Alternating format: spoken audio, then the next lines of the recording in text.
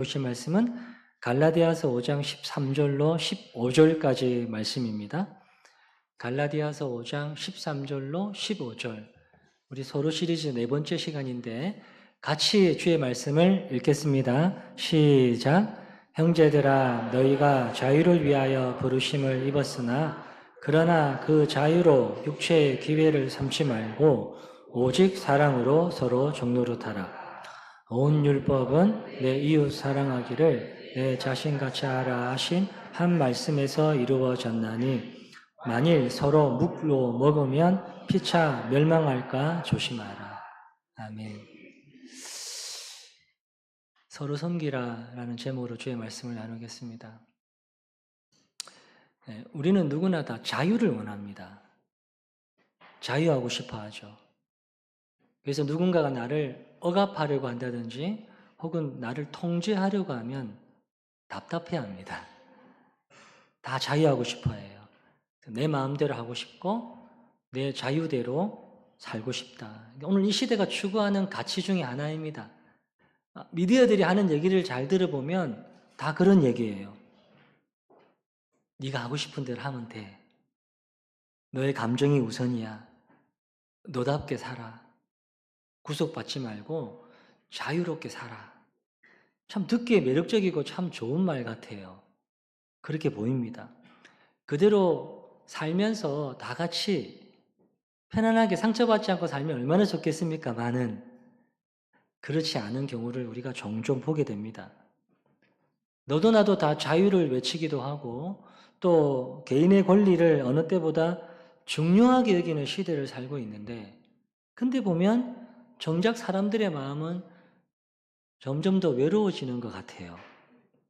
내 마음대로 살 수 있는 그런 자유는 얻었는지 모르지만 함께 기대어 설 수 있는 따뜻하고 또 든든한 품은 잃어버렸기 때문이 아닐까라는 생각을 해보게 됩니다.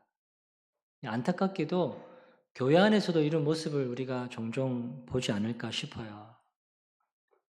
내가 상처받았습니다. 많이 하죠. 내가 존중받지 못했습니다. 내 권리를 침해당한 것 같아요.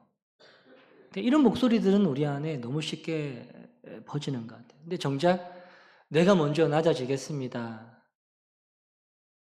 내가 먼저 희생하고 섬기겠습니다. 라고 하는 말들은 좀 힘든 시대가 되는 것 같아요. 우리 주님이 오늘 주님의 몸된 교회를 보시면 어떻게 뭐라고 하실까요? 오늘 바울은 그런 자유에 익숙해진 우리를 향해서 복음의 진수를 담아서 갈라디아서 5장 13절에서 이렇게 권면합니다. 형제자매 여러분, 하나님께서는 여러분을 부르셔서 자유를 누리게 하셨습니다. 그러나 여러분은 그 자유를 육체의 욕망을 만족시키는 구실로 삼지 말고 사랑으로 서로 섬기십시오. 오늘 이 말씀을 통해서 우리에게 주신 자유로 서로가 서로에게 섬기는 것이 무엇인지, 그것이 어떻게 우리 공동체를 아름답게 세워갈 수 있는지를 보기를 원합니다. 우리가 지금 이 서로 시리즈를 같이 나누고 있죠. 첫 번째 주에는 서로 사랑하라. 그리스도가 우리를 사랑한 것 같이 너희도 서로 사랑하라. 두 번째 주에는 서로 받으라라고 말씀을 나눴습니다. 그리스도께서 우리를 받아 하나님께 영광을 돌리신 것 같이 너희도 서로 받으라. 나와 다름을 끌어안는 그런 용납을 배웠죠. 세 번째 시간에는 서로 용서하라. 하나님이 그리스도 안에서 우리를 용서하신 것처럼 너희도 서로 용서하라. 그리고 오늘 네 번째, 서로 섬기라입니다. 서로 사랑하고 서로 받아주고 서로 용서하는 마음이 우리 안에 잘 준비가 된다면 이제 그 마음은 바깥으로 드러나는 거죠. 손과 발의 움직임으로, 즉 섬김으로 나타나야 됩니다. 서두에도 나눴지만 사람은 누구나 다 자유를 갈망합니다. 묶여 있는 거 싫어해요. 갈라디아 교회 성도들 역시 마찬가지입니다. 지금까지는 종교 생활을 하면서 계속해서 율법에 묶여서, 율법에 매여서, 율법을 지키지 않으면 안 되니까 계속해서 눌려 살았단 말이에요. 근데 바울이 전해준 복음, 그 복음은 그들로 하여금 자유를 선포해요. 이전에는 한 번도 경험해보지 못했던 그런 자유가 교회 공동체 안에 흘러가게 된 거예요. 얼마나 좋았을까요? 매번 모일 때마다 해라 하지 마라, 해라 하지 마라, 안 하면 하면 이것 때문에 계속해서 눌려있던 그런 종교 생활에서 복음을 통해서 자유함을 얻게 된 그들이 얼마나 기뻤을까? 바울이 갈라디아서 5장 1절에서 이렇게 말하죠. 그리스도께서 우리를 자유롭게 하려고 자유를 주셨다. 주셨다. 그러니 더 이상 죄에 끌려다닐 필요가 없죠. 더 이상 내가 율법을 지키지 못할까봐 불안해할 이유도 없죠. 더 이상 그것 때문에 내가 힘들어할 이유가 없는 거예요. 그런데 문제가 생겼습니다. 바울이 다른 지역으로 복음을 전하러 떠난 사이에 갈라디아 교회에 잘못된 가르침을 전하는 사람들이 들어왔습니다. 그들은 성도들에게 이렇게 말했습니다. 글쎄, 예수님을 믿는 것만으로 조금 부족할걸요. 할례는 무조건 받아야 합니다. 안 받으면 안 돼요. 모세 율법은 다 지켜야 합니다. 그래야지만 구원이 완성됩니다. 사람들은 이런 말을 들으면 쉽게 흔들립니다. 왜냐하면 사람의 본성 자체가 내가 노력하고 수고하고 애를 쓰고 난 이후에 얻어들이는 것에 대해서 그게 진짜라고 생각하거든요. 거저받는 거, 쉽게 얻어지는 것은 약간 약하다고 생각하는 그게 본성이에요. 근데 복음은 전혀 다르단 말이에요. 복음은 구원은 우리가 뭔가를 보태야지만 완성이 되는 게 아니에요. 이미 십자가 위에서 복음은 완성이 되었어요. 이미 이루어진 거예요. 하나님의 은혜는 이미 이루어진 그 자체이거든요. 우리가 뭔가 보태야지만, 우리가 뭔가 더 해야지만, 우리가 뭔가 수고해야지만 얻어지는 게 아니라는 거예요. 근데 사람들은 그렇게 오해를 한다고, 너무 쉽게. 내가 이래야지만, 내가 율법을 준수해야지만, 내가 이걸 지켜야지만, 그래야지만 완성이 돼. 그러니까 이 소식을 들은 바울이 얼마나 안타까웠겠습니까? 그래서 다시 분명하게 말합니다. 1절 하반절에. 그러므로 굳건하게 서서 다시는 율법이라는 종의 멍에를 매지 마십시오. 근데 여러분, 이게 13절에 들어가면은 바울이 독특한 표현을 쓰는데 앞에서는 다시는 종의 멍에를 매지 마십시오라고 했는데 13절에는 사랑으로 서로 종노릇 하십시오라고 말한다는 거죠. 아니 자유를 주셨다면서 왜 또 종이 되라고 하셨을까? 그러니까 1절에서는 율법의 종을 말하고요. 13절에서는 사랑의 종을 말하는 거예요. 율법의 종은 어쩔 수 없이 따르는 것입니다. 벌이 무서우니까요. 정죄가 두려우니까요. 그러니까 억지로 순종하는 모습이에요. 하지만 사랑의 종은 다릅니다. 은혜를 받았기 때문에 감사하는 마음으로 스스로 낮아지는 거예요. 누가 시켜서가 아니라 마음에서 우러나와 섬기는 것입니다. 바울은 여러분 율법에는 절대로 다시 매이면 안 됩니다. 그러나 형제 자매 여러분 형제 자매를 사랑하는 일에는 기꺼이 자기 자신을 내어서 스스로에게 종이 되어 주십시오. 라고 말하고 있는 것입니다. 오늘 본문 13절 상반절을 다시 보십시오. 형제들아 너희가 자유를 위하여 부르심을 입었으나 하나님이 우리를 부르신 목적이 자유라고 말해요. 자유. 여기서 말하는 자유, 엘유데야는 단순히 감옥에서 이렇게 해방되는 것, 감옥에서 풀려나는 것이 아니에요. 전에는 선을 행하고 싶어도 죄의 힘에 끌려다녔어요. 전에는 옳은 줄 알면서도 마음대로 되지 않았어요. 근데 이제는 달라요. 자유가 된 거예요. 성령님께서 우리를 도우셔서 하나님이 기뻐하시는 일을 스스로 선택하고 실천할 수 있는 힘을 주셨어요. 그래서 억지로 이걸 해야 되는 게 아니라 기꺼이 순종할 수 있는 능력을 얻은 거예요. 성경이 말하는 자유는 내가 하고 싶은 대로 살아도 되는 그 상태가 아니에요. 하나님이 기뻐하시는 길을 걸어갈 수 있는 힘을 얻은 거예요. 이게 자유예요. 바로 그 자유를 위해서 우리가 부르심을 받았다라고 말씀하고 있는 거죠. 그래서 이 자유를, 이 귀한 자유를 우리가 잘못 이해하고 해석을 하면 오히려 위험한 것이 될 수가, 이 자유가요. 나는 예수님 믿고 구원 받았으니까 어차피 내가 회개하면 다 용서해 주실 텐데 뭐 적당히 해도 괜찮지 않을까? 이런 생각은 복음이 말하는 자유가 아닙니다. 그것은 방종이죠. 주신 은혜를 가볍게 여기는 태도입니다. 그렇게 살다 보면 결국에는 다시 원위치 돼요. 다시 욕심과 죄에 끌려다니게 돼요. 즉 율법의 종이 되는 거죠. 그래서 바울이 13절 중반절에서 엄중히 경고하는, 그러나 그 자유로 육체의 기회를 삼지 말고. 여기 기회라는 말 아포르메는 원래 군대에서 쓰던 용어거든요. 그러니까 전쟁을 할 때 적을 공격하기 위해서 앞으로 나아갈 발판을 마련하거나 혹은 전초 기지를 세우는 것을 가리키는 말입니다. 바울이 이렇게 말하는 거죠. 여러분이 받은 그 귀한 자유를 죄가 활동하는 거점으로 내어주지 마십시오. 라고 말하는 거예요. 우리 안에 남아있는 옛 성품, 즉 육체는 틈을 노려요.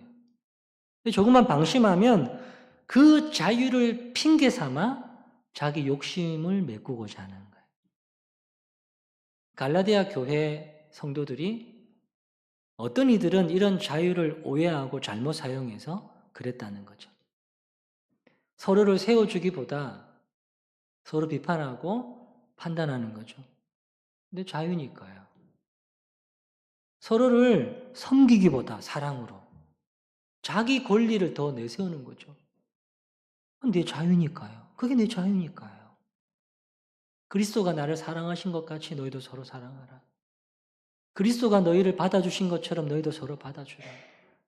그리스도가 너희를 용서하신 것처럼 너희도 서로 용서하라. 근데 자유라는 이름으로 하고 안 하고는 내 자유지. 하고 안 하고는 내 자유지. 오히려 자유롭게 내 권리를 더 내세우게 된 거예요. 그래서 갈라디아 교회는 자유라는 이름으로 자기 중심적인 삶을 살아가게 된 거죠. 그 자유로, 오히려 그 자유 때문에 하나님 중심적인 삶을 살아가야 되는데 그 자유를 가지고 자기 중심적인 삶을 살아가는 거예요. 오늘 우리의 모습은 어떨까? 우리의 신앙생활에는 이런 모습들이 없을까요, 여러분? 내가 상처받았으니까 나는 저쪽에 물러나 있겠습니다. 내가 기분이 상했으니까, 내 감정이 우선이니까 나는 섬기지 않겠습니다. 혹시나 이런 생각이 우리 안에 자리 잡고 있다면 그것은 주님이 나에게 주신 자유를 잘못 쓰고 있는 거예요. 그리스도께서 핏값을 주고 사신 그 자유를 다시 죄가 머무는 자리로 내어준 것입니다. 자유는 나를 낮추어 나보다 남을 더 낮게 여기는 사랑하게 하는 힘이에요. 근데 그 방향이 바뀌는 순간에 자유는 은혜가 아니라 서로 간의 상처가 되고 맙니다. 그렇다면 하나님이 주신 이 자유를 어떻게 사용해야 가장 가치 있고 아름다울까? 13절을 다시 보시면 하반절에 오직 사랑으로 서로 종노릇하라. 종노릇하라 이 말은 그냥 단순히 도와주라는 정도가 아니거든요. 말 그대로 더 낮은 자리로 내려가서 더 섬기라는 뜻입니다. 서로 간에 당신보다 내가 더 낮은 자리로 내려가서 당신보다 내가 더 섬기라는 뜻입니다. 예수님이 그렇게 하셨거든요.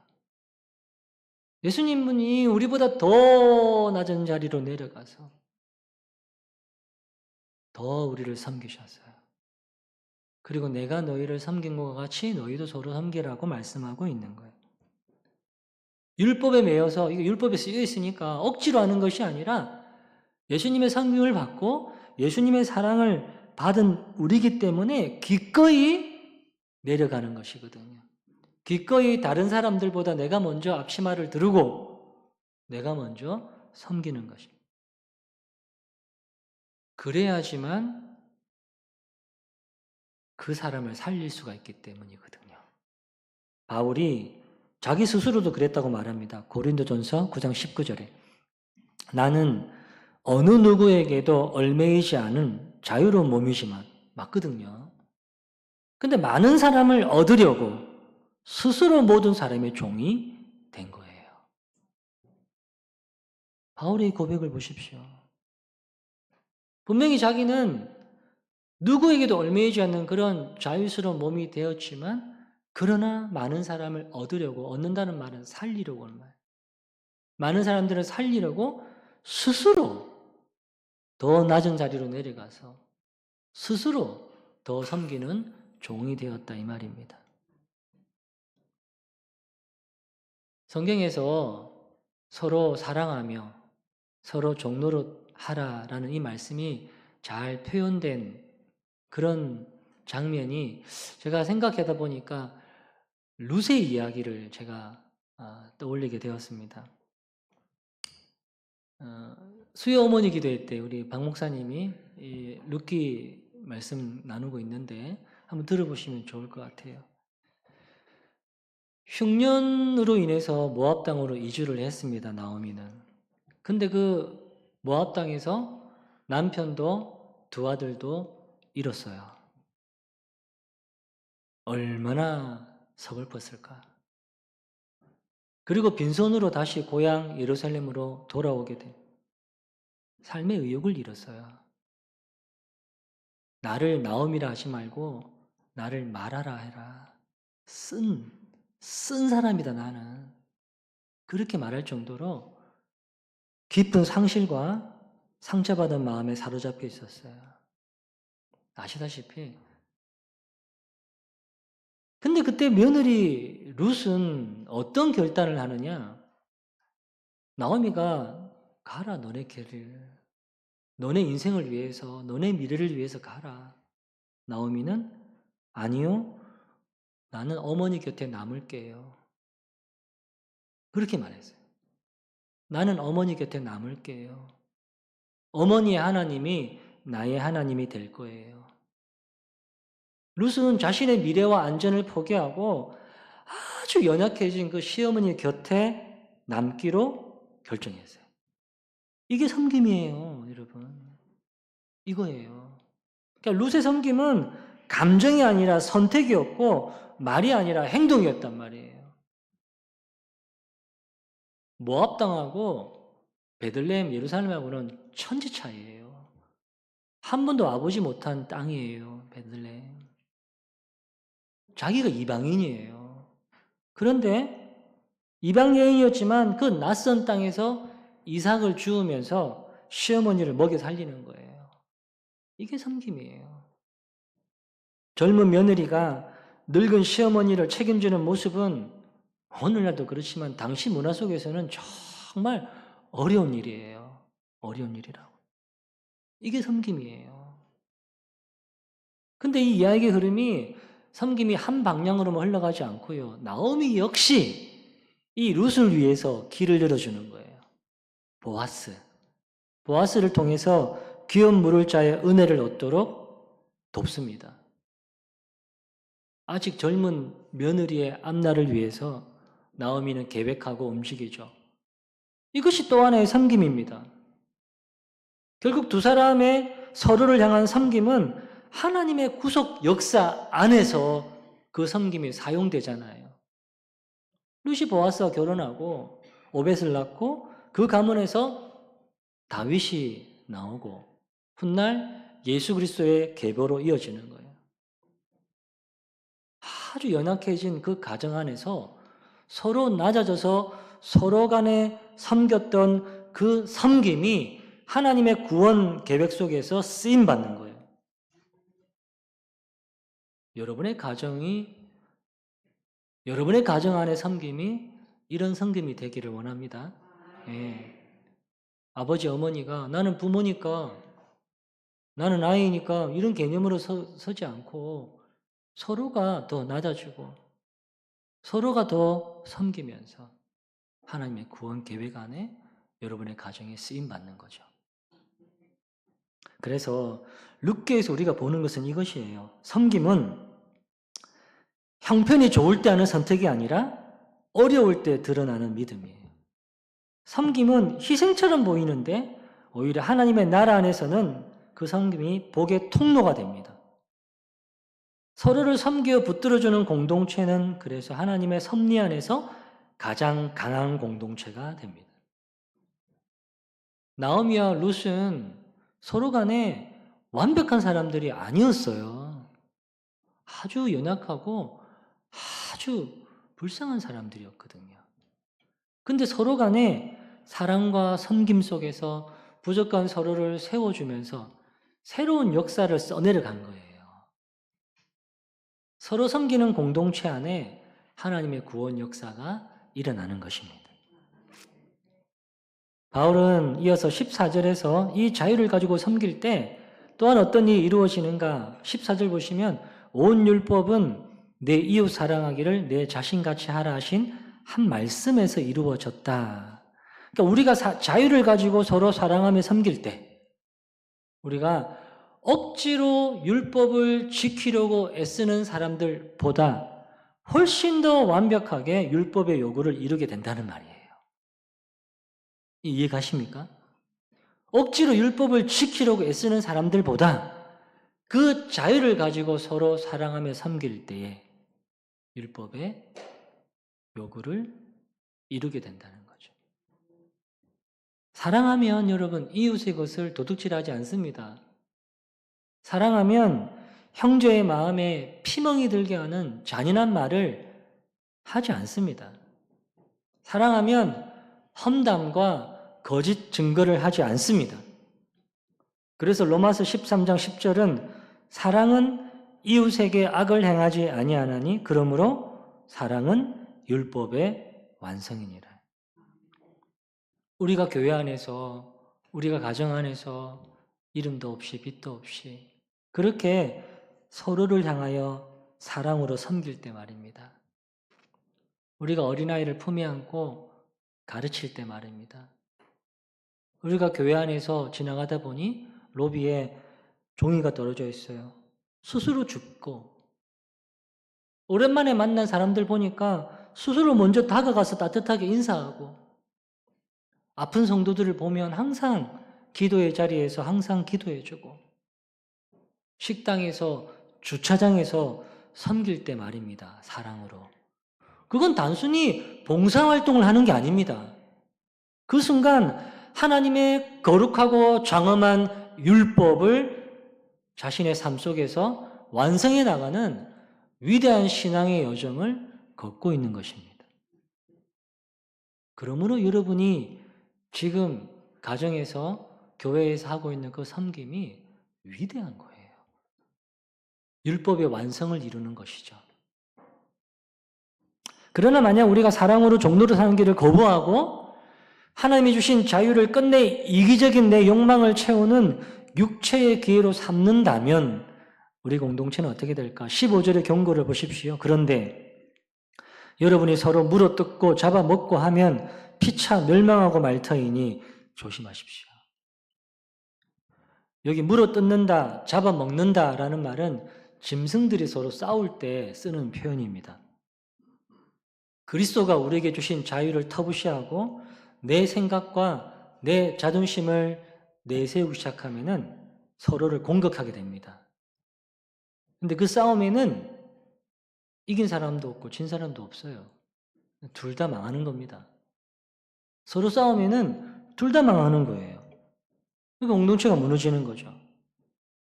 교회 역사상 교회가 힘들었던 이유는 세상의 박해 때문만은 아니었습니다. 오히려 교회가 핍박받을 때는 교회가 더 순수해졌고 교회가 더 하나님을 더 붙들게 되는 강함을 보였습니다. 하지만 교회가 안에서 서로 묻어뜯고 서로 잡아먹고 서로 싸우고 할 때 그때는 교회가 속절없이 무너졌어요. 내 말이 맞아. 내가 먼저야. 당신이 틀렸어. 왜 나를 무시해? 왜 나를 존중하지 않아? 내가 얼마나 많이 수고했는데. 이런 말들이 서로 간에 오고 갈 때 사랑이 식어버려요. 그리고 모여서 마음이 맞는 사람들끼리 그렇지 않은 사람들을 비판하고 험담하는 것들이 늘어나요. 서로가 서로를 향해서 상처를 주고받는 거예요. 그래서 바울이 간절하게 말하는 거예요. 그렇게 하면 피차 서로 멸망할 것입니다. 그러니 조심하십시오. 서로 섬기라는 이 말씀은 부담스러운 짐이 아닙니다, 여러분. 서로 섬기라는 이 말씀은 은혜를 받은 사람들이 누릴 수 있는 특권을 행사하라는 것입니다. 그리스도가 우리를 위해서 십자가에 달려 죽으시고 우리를 죄와 허물에서 다 풀려나게 하시고 우리를 자유롭게 하셨죠. 근데 그 자유를 가장 아름답게 쓸 수 있는 방법이 바로 섬김이에요. 그렇다면 이 말씀을 우리가 어떻게 살아내면 좋을까? 짧게 세 가지로 볼 텐데 첫 번째로는 나에게 주신 내게 있는 그 자유를 때로는 조금 멈추는 연습을 해야 돼요. 우리는 말할 자유도 있고 무시해버릴 자유도 있습니다. 하지만 공동체를 위해서 그 자유를 잠시 내려놓는 것입니다. 내가 옳아요. 내가 옳지만 굳이 다 말하지 않는 것.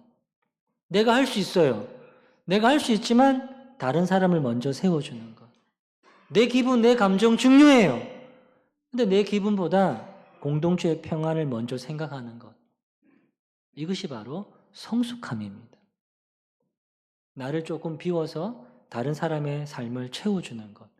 그것이 섬김입니다. 두 번째, 머리로만 머물지 말고 손과 발로 행동으로 옮겨야 되는 거예요. 사랑은 말로만 하지 않죠. 손과 발이 움직일 때 사랑이 되는 거죠. 눈에 보이지 않는 자리에서 봉사하는 것. 여러분, 예배가 준비되기 위해서 많은 분들이 수고하고 있잖아요. 교회를 교회되게 섬겨가기 위해서 많은 분들이 보이지 않게 애를 쓰고 있잖아요.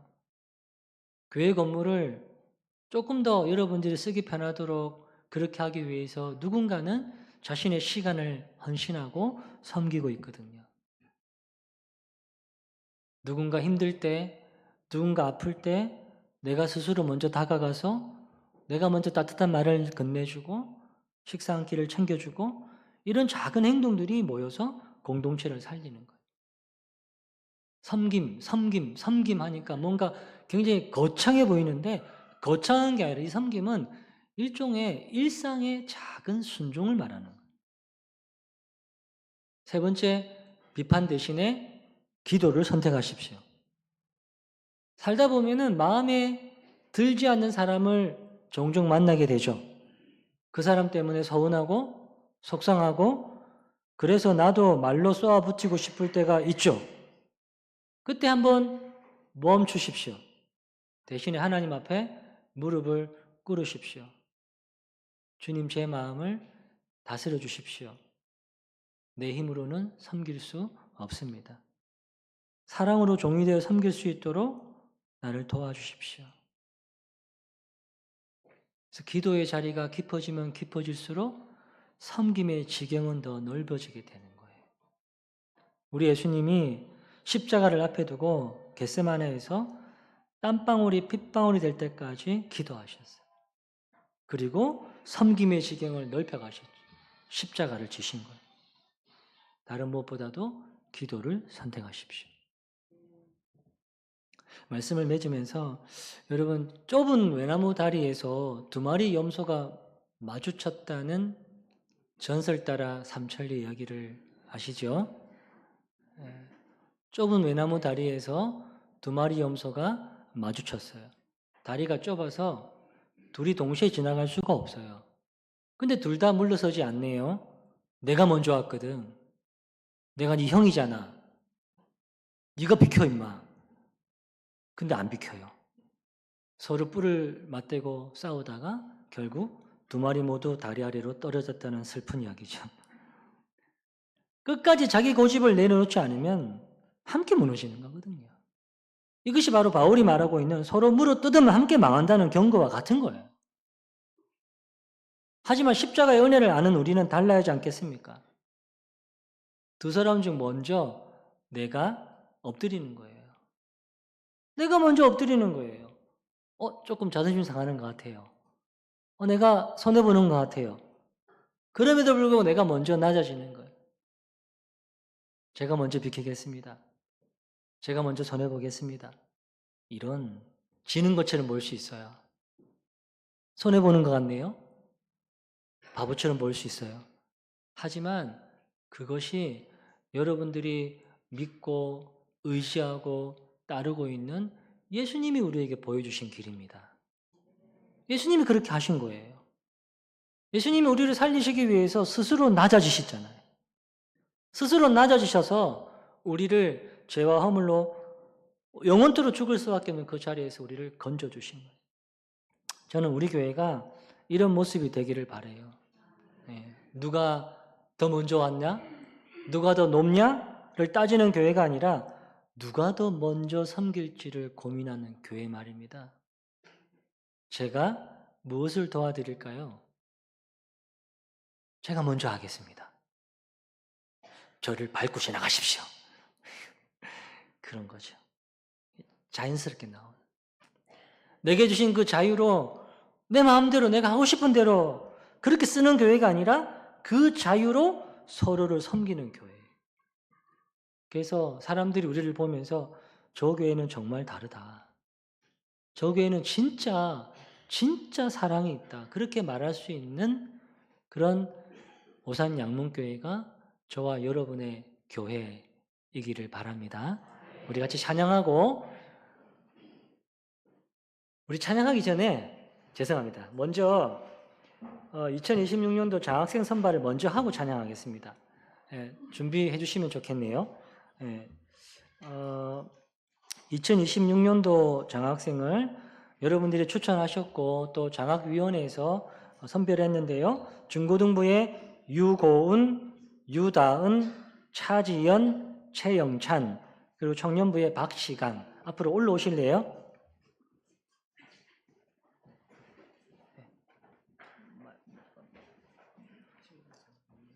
네.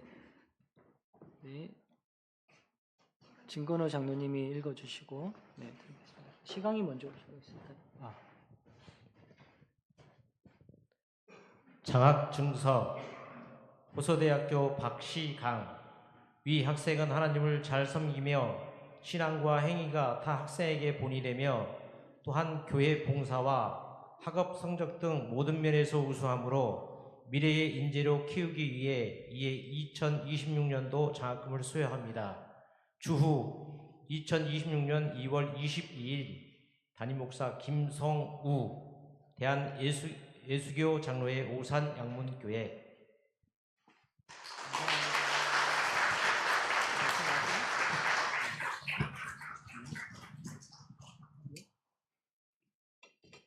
장학증서 차지현. 이와 내용은 동일합니다.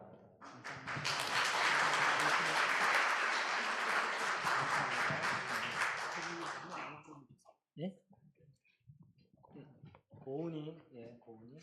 장학 증서 유고운 위와 내용은 동일합니다.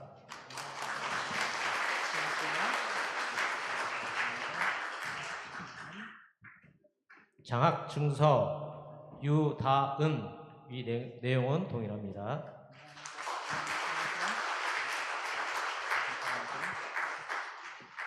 장학 증서 최영찬 위와 내용은 동일합니다. 반갑습니다.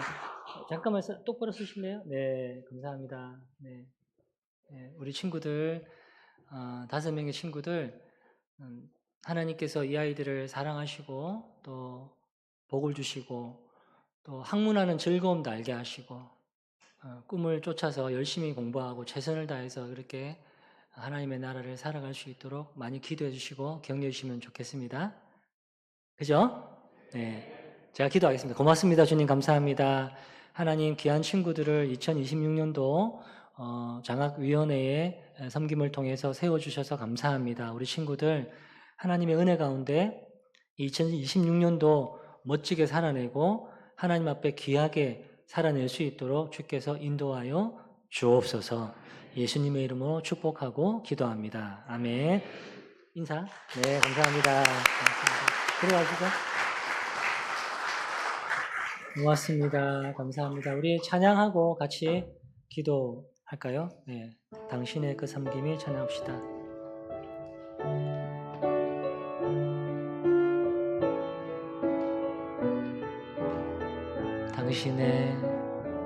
당신의 그 섬김이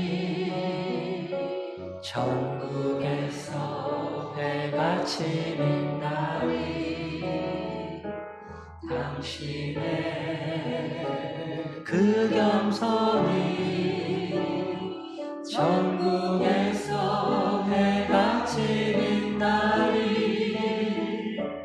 당신의 그 믿음이 천국에서 해같이 빛나리. 당신의 그 충성이 천국에서 해같이 빛나리. 주님이 기억하시며 족하리. 예수님 사랑으로 가득한 모습 천사도 흠모와 아름다운 그 모습 천국에서 해같이 당신의 그 순종이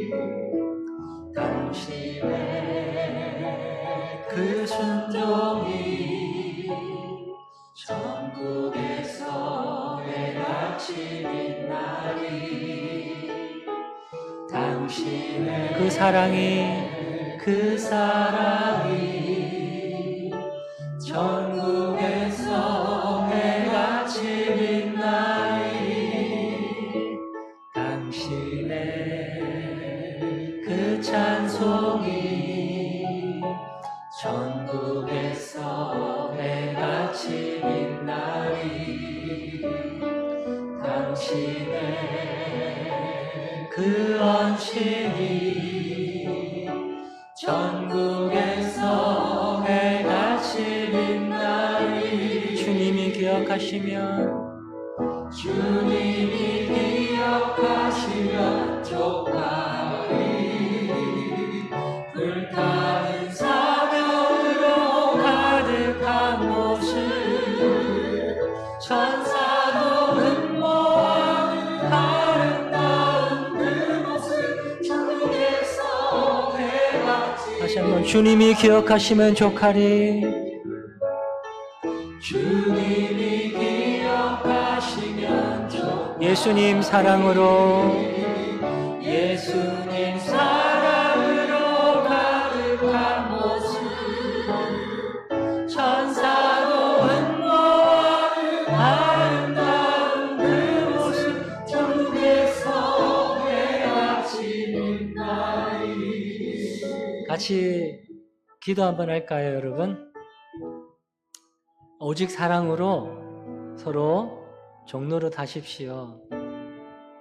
하나님이 우리에게 주신 자유를 가장 아름답게 쓸 수 있는 표현이죠. 내가 더 낮아지고 내가 더 섬기는 거죠. 그래서 우리 교회 안에 하나님이 기뻐하시는 것들이 더 풍성하게 드러날 수 있도록 여러분의 가정 안에도 아내가 남편을, 남편이 아내를, 부모가 자녀를, 자녀가 부모를 그렇게 루처럼, 나오미처럼, 바울처럼 그렇게 섬겨가다 보면 그 안에 하나님의 구원 역사가 일어나게 될 줄로 믿습니다. 우리가 합심해서 기도하며 나아갑니다. 하나님 아버지 고맙고 감사합니다. 주님께서 우리를 하나님 자유롭게 하시려고 우리에게 자유를 주셨습니다. 근데 그 자유로 우리의 육체의 욕망을 채우는 도구로 사용하지 않고 그 자유를 가지고 서로를 섬기며 살아갈 수 있도록 인도하여 주시옵소서. 주의 아버지 하나님 오죠.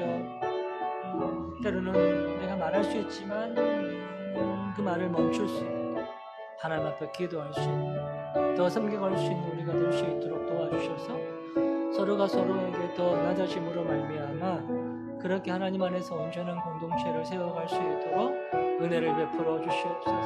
함께하여 주시옵소서. 인도하 주시고 붙잡아 주시옵소서. 하나님 아버지 고맙고 감사합니다. 주님 그리스도께서 우리를 자유롭게 하시려고 우리에게 자유를 주셨습니다. 근데 그 자유로 혹시나 우리가 육체의 욕망을 채우기 위한 도구로 삼지 않도록 하나님 아버지 우리의 영혼을 날마다 깨워서 우리에게 알려주신 대로 오직 사랑으로 서로 섬겨나갈 수 있도록 주여 우리를 인도하여 주옵소서. 하나님 아버지 그러므로 말미암아 우리 공동체 안에 생명의 역사가 날마다 일어나게 하시고 주님이 기뻐하시는 것들이 우리 안에 풍성하게 드러날 수 있도록 성령께서 역사하여 주옵소서. 하나님 우리 가정이 작은 천국이기를 원합니다. 아내가 남편을 대할 때 남편이 아내를 대할 때 서로 더 낮아지고 서로 더 섬기면서 하나님의 놀라운 구원의 역사가 우리 가정 안에 풍성히 드러날 수 있도록 성령께서 역사하여 주옵소서. 지금은 우리 주 예수